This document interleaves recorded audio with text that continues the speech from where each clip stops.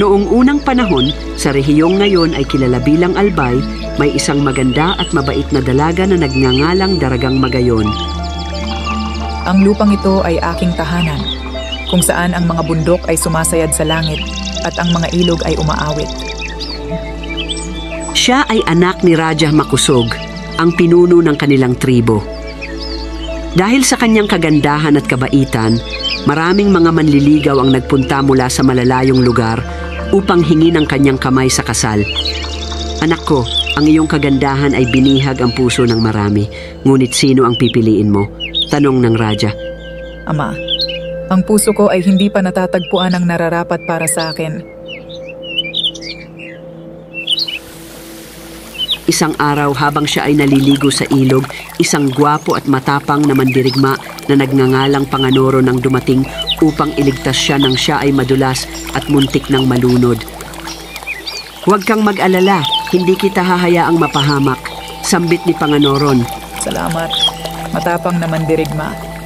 Hindi ko makakalimutan ang iyong kabutihan. Sila ay agad na nagkapalagayan ng loob at nagmahalan. At hiningi ni Panganoron ang kamay ni Magayon kay Raja Makusog. Pumayag ang Raja dahil nakita niya ang tunay na pag-ibig sa pagitan nila. Buong puso ko, hinihiling ko ang inyong basbas upang pakasalan ang inyong anak, Raja.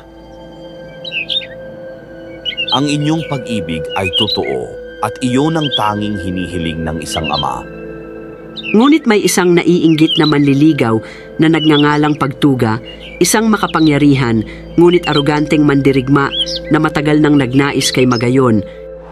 Nang marinig niya ang nalalapit na kasal, siya ay nagalit at nagbanta na kukunin si Magayon sa pamamagitan ng dahas kung hindi niya ito makakamit. Sinalakay niya sina Magayon at Panganoron sa araw ng kanilang kasal na nagdulot ng isang matinding labanan. Pagsisisihan mo ang araw na ito, Panganoron, sigaw ni Pagtuga. Ipagtatanggol ko siya hanggang sa huling hininga ko, sagot ni Panganoron. Pakiusap, itigil na ang pagdanak ng dugo, itigil ang kabaliwan na ito, pagpipigil ni Magayon. Sa gitna ng labanan, nagtagumpay si Pagtuga na talunin si Panganoron. Nang makita ni Magayon na bumagsak ang kanyang minamahal, siya ay tumakbo patungo kay Panganoron, ngunit sa kalituhan, siya ay natamaan din ng isang ligaw na palaso. Magayon, paumanhin, sambit ni Panganoron. Sasama ako sa iyo sa susunod na buhay, aking mahal, sagot ni Magayon. Hindi ganito dapat ang mangyari, sambit ni Pagtuga na may pagsisisi. Sa labis na kalungkutan, inilibing ni Raja Makusog ang magkasintahan ng magkasama. Hindi nagtagal, isang bundok ang nagsimulang umusbong mula sa kanilang libingan, tumataas ng mas mataas at mas kahanga-hanga sa bawat araw. Tingnan ninyo, ang bundok ay umuusbong. Ang kanilang pag-ibig ay patuloy na nabubuhay sa puso ng ating lupain.